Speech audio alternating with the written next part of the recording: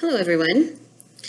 If you have questions about how to use our newspaper database, I'm going to give you some tips and tools here to do that. You can look up articles or obituaries, or if you're just interested in what happened on a specific day and in a specific year, this is what you can do. First of all, you're going to want to navigate to our homepage, which is tfpl.org. TFPL, like the initials of our name, Twin Falls Public Library. You can also go to twinfallspubliclibrary.org.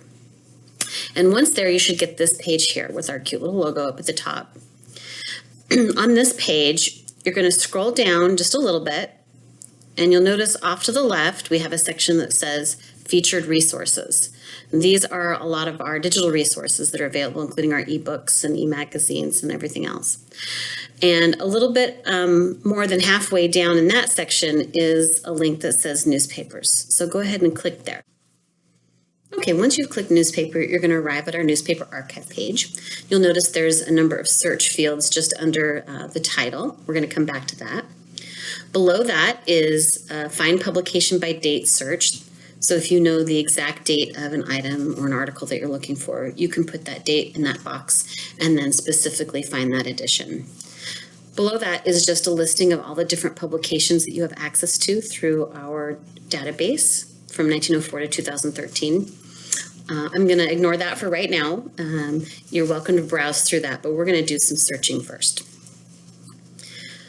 Okay, one thing you need to realize about our newspaper archive is it's not quite as robust as Google, which means that when the computer is trying to translate a microfilm image, which is basically an image, into text, it's not always most ideal. So you're going to come up with some gobbledygook every once in a while, or you're going to find that it won't find specific words because it can't really figure out what that word is.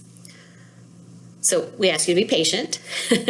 But another thing that you can do is you can try to use more uncommon words, not just things like John and Smith. So if you are looking for somebody's obituary that's John Smith, it's going to be a little bit more difficult unless you can give it a date range. And that's the other thing that we encourage you to do, is to see if you can narrow down the amount of newspapers that is getting searched at a time, so that gives you a better result list. Okay, so I'm going to look for Clarence Bisbee's obituary. And I'm recalling that I saw the headline of one and it said Bisbee dies. So I'm going to put in those two words. I'm going to skip over publication because I want it to choose from among all of them. And then I'm going to give it a start date. And I remember, if I recall, it was sometime in the early summer of 1954. So I'm going to choose June of 1954. And the reason it asks you for the month and the year first is because that's going to change what date you're looking for, what day and date. So we're going to say June 1st of 1954, and then we'll say from July, to July 31st. And then we're going to run the search. Okay, you'll notice that now we've got a result list. And you'll also notice that under the publication, the day, and then the description is a lot of gobbledygook. There we run up against that problem that the computer has translating images into words. But we're not going to worry about that because I'm going to show you how to find the terms that you're looking for in a different way. Okay, so I'm going to choose this first one. This is Friday, June 4th. We're going to just choose this one.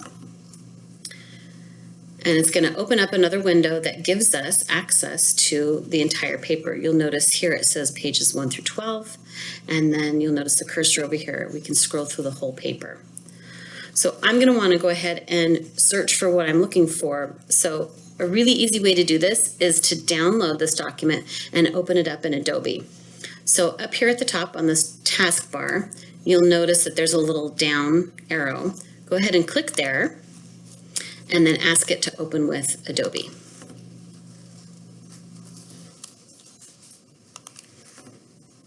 Okay, if you don't have Adobe on your computer, you can go out to adobe.com and download it for free. It comes in handy when you're looking at PDF documents. In the toolbar up here are a number of different icons. One is a magnifying glass. I'm going to click there, and it's going to open a window here for me to use to find a specific term. So I'm going to type in Bisbee and hit enter. And it's going to search the whole newspaper, all 12 pages, for any times, any instances it finds Bisbee. And you'll notice that in addition to a couple places where it's highlighted here, and then also up here, it tells me right above that word, Bisbee, that there are 6 times that it finds it in this paper.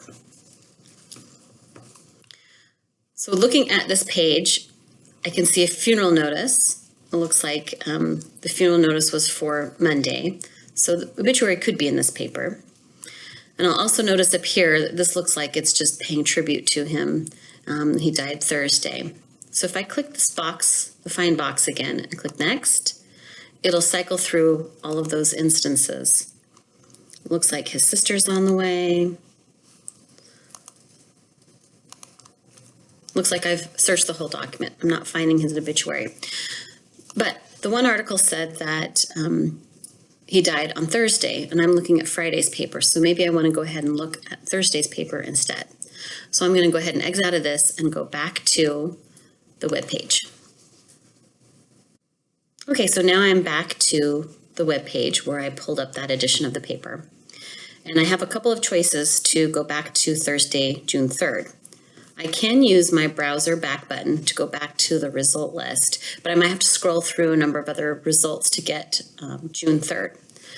You'll notice that I have the date of today's paper here at the top, and then there's 2 other buttons on either side, one for previous and one for next. Now those don't go through the result list. Those are looking at the previous day or the next day's paper. So this is going to be a lot easier for me to go to June 3rd than going back to the original result list. So if I click previous, it's going to load Thursday, June 3rd, 1954. And so I can start here and look through the paper. And even on that front page, I can see right here, here's the obituary. So from here, I can download it, I can print it, I can email it. And now at least I've found the paper. Okay, scrolling back up to the top, if I click search newspapers, I'm going to go back to the original search page for the newspaper archive, and I want to show you how to do find publication by date.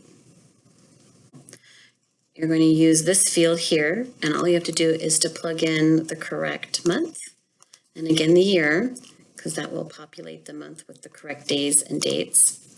And then, of course, choose the date and click search. It's going to search all the publications, and then it'll give you a list of every publication that has an edition for that date. Right now, I just get one result back. That's the Times News. And when I click there, it loads the paper for me. So again, from this page, I get access to either the previous newspaper or the next. And then also I can download or I can print from here as well. Okay, scrolling back up, I'm going to click Search Newspapers and go back to the main page. Well, that's the basics of using our newspaper archive. If you have questions, please give us a call at 208-733-2964, extension 200, or send us an email at tfpl@tfpl.org. Or if you notice, up here on top of the page, there are some links to contact information as well. If you really get stuck and want us to do the researching for you, just let us know. We do charge $5 per item, and that's usually only after we've found the item, but that is also an option. Otherwise, have fun searching the newspaper archive, and we'll see you next time you're in the library.